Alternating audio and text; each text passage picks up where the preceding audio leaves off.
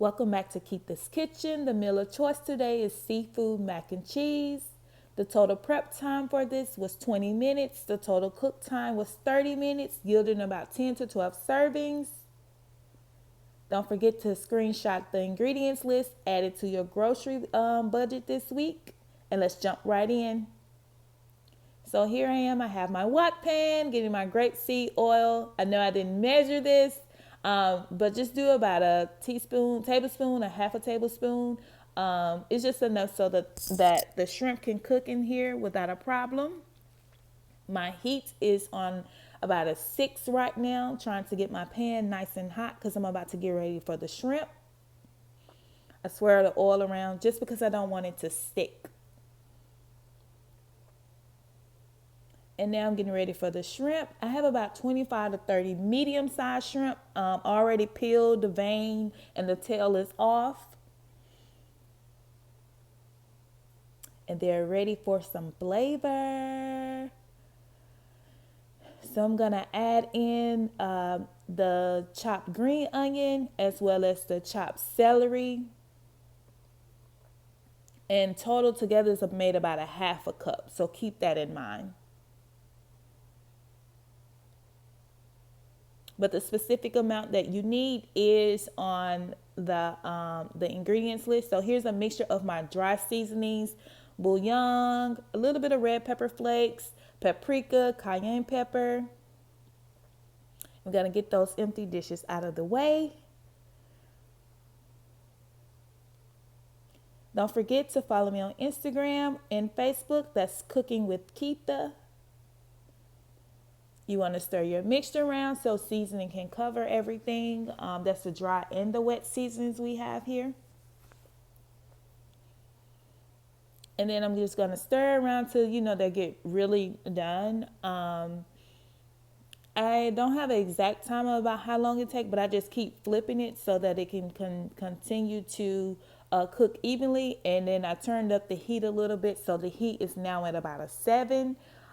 If you do not have the numbers on your on your stove, it's okay. Just move it like a little bit past the median to the right. And as you can see, the shrimp is cooking just fine. It's making those juices. That nice little flavor is getting in them.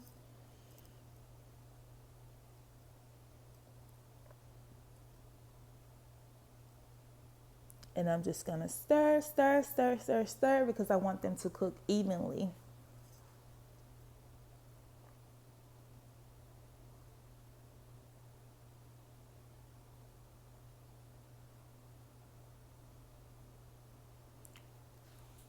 Now this is seafood mac and cheese. As I stated earlier, I didn't really feel the need to substitute like anything or had any substitutes in mind. And then I was like, wait, people may not like shrimp. They probably can't eat shrimp.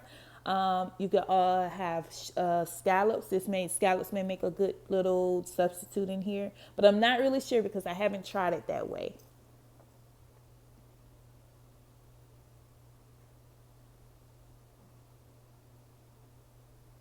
And I'm just letting the seasons marinate in the shrimp marinate in the seasonings.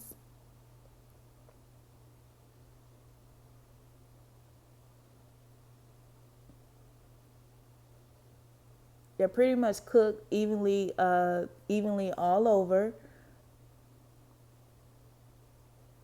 So it's just trying to get that simmer in. They're making their own juice, kind of. And just a little moisture that you're going to need for your mac and cheese.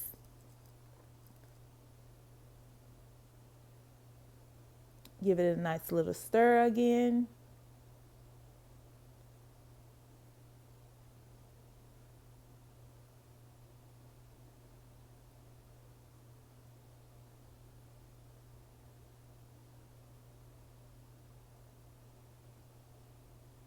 And I just want to take this time right now to thank everyone for their positive feedback, as well as their constructive criticism. I try to take some things into consideration as I, go along with recording my videos. Please, please, please feel free to send positive feedback. We're getting ready to add the crab meat in. Now this is real crab meat. The imitation kind, I'm not sure how it will taste in there, but this is rib crab meat, crab claw meat. And I purchased this at Publix. I'm not sure where you're watching this video from, but if your area does not have a Publix, you can easily buy some crab legs and then crack them open for that fresh crab leg taste. You maybe even can substitute it with the imitation crab, but I don't know how that tastes. We're just gonna mix the crab meat into there. The crab does not nearly have to cook as long as the shrimp. It's just a little bit of heat. I did not add any extra seasoning to the crab meat. I felt that I did not have enough red pepper flakes, and I did include this part of the amount in the ingredients, so you don't have to do anything extra. Just use the amount that's on the ingredients. It is seafood mac and cheese, and I did make it a little bit spicy, so you can do it as much or less as spicy as possible. I did a camera check to make sure it was recording.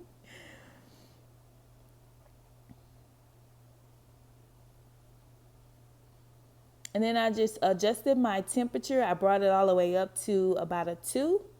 I'm going to add in my macaroni and cheese. Now, what I do is I buy a box of Velveeta shells and cheese so that I can get the cheese whiz creamy cheese that comes in the pack. And then I also buy just a box of macaroni and cheese. And I boiled both of those to like an al dente. So you don't want it to get too soft because it does have to bake. But then it's also kind of like cooking with the shrimp and the crab right now. So what the professional term is al dente. And that's just right before it's too soft so that it can still keep its whole texture. We don't want mushy noodles. And now I'm just mixing the crab and the shrimp so that it can be even with the noodles. I did not drain the shrimp and the crab or anything. I just kept it going, getting all that natural flavor of the shrimp and the crab, that seafood flavor.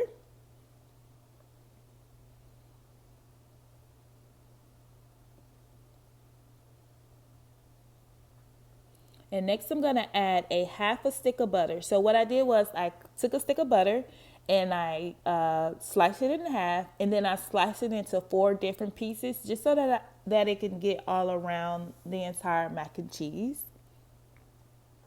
And then 1 can of your cream of mushroom. You add the whole entire can.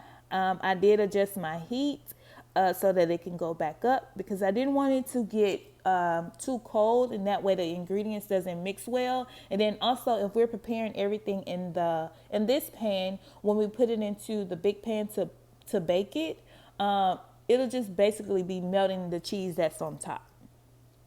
So the heat now is back at like a 7 or a little bit past the medium point on your stove.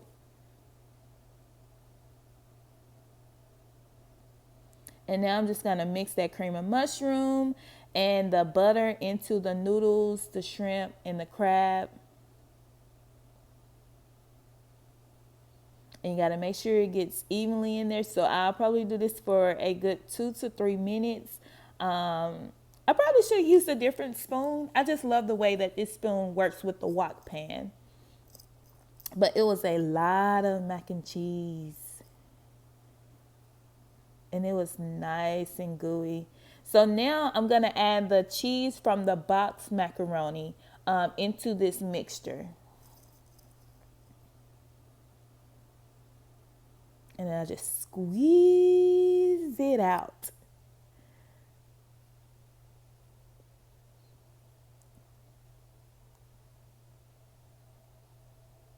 And then I'm just going to mix that in there. Getting it nice and creamy and cheesy.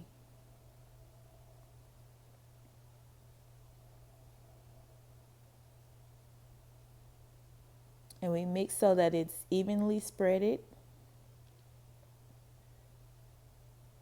Then I have some black pepper there. That particular measuring cup is for 1/4. So I just kind of like filled it up because a key ingredient to good macaroni and cheese is black pepper. Then I have my sharp cheddar shredded cheese.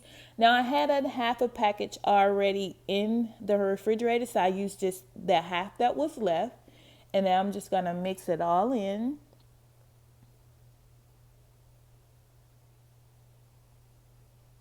And it's just gonna help with the cheese. The cheese was not overpowering, it was just the right amount. But you can't have good mac and cheese without the cheese. And we're just getting it all mixed in.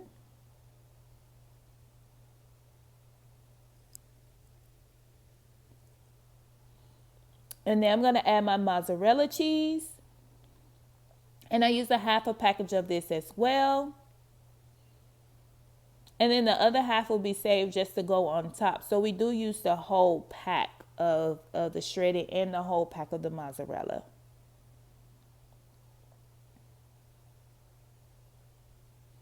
And we're going to mix that all in.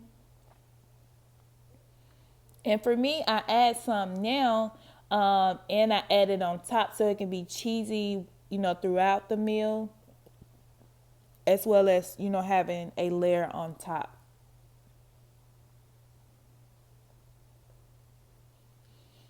So now I am getting ready to start panning the macaroni and cheese so that we can put it in the oven.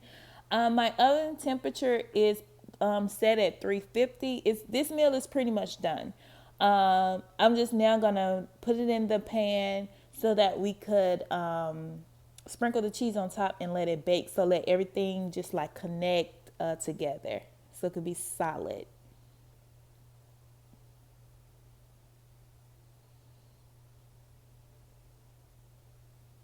And then I made some personal pans from this meal just for purchase.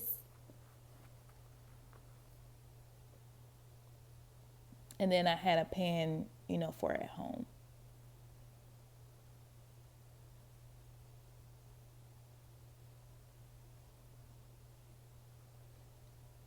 So this was my at home pan.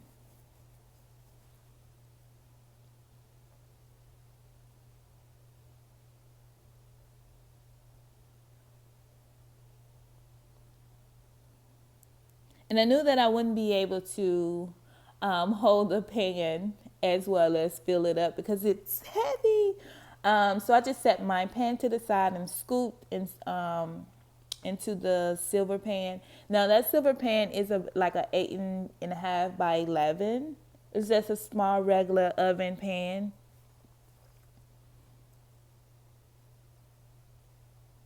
And it filled up nicely with some left over. So that lets you know, like, this particular ingredients make a lot.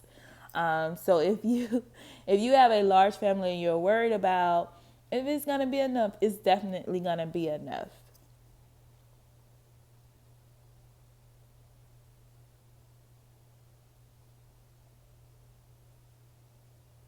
And if you have a small family, if you could just cut the ingredients in half as far as like the noodles. You wouldn't use the second box of noodles. You'll just use the Velveeta box.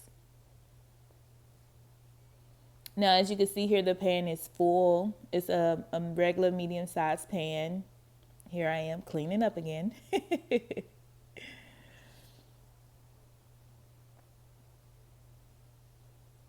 And now I'm going to add the rest of my cheese all over the top. And I just spread it out so that it could be like an even coat. And I pretty much, the areas that I didn't get one cheese, I put, the other areas. So I had to open this because this would have been the other half of my shredded cheddar cheese.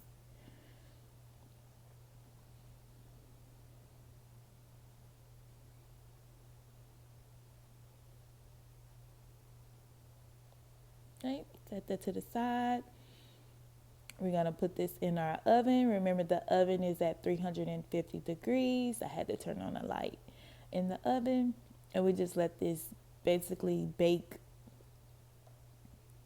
And here we are, nice, evenly coated, a good crust. Yum. And I paired it with some baked fish and string beans. Thank you for watching. Don't forget to like, share, and subscribe. Bye bye.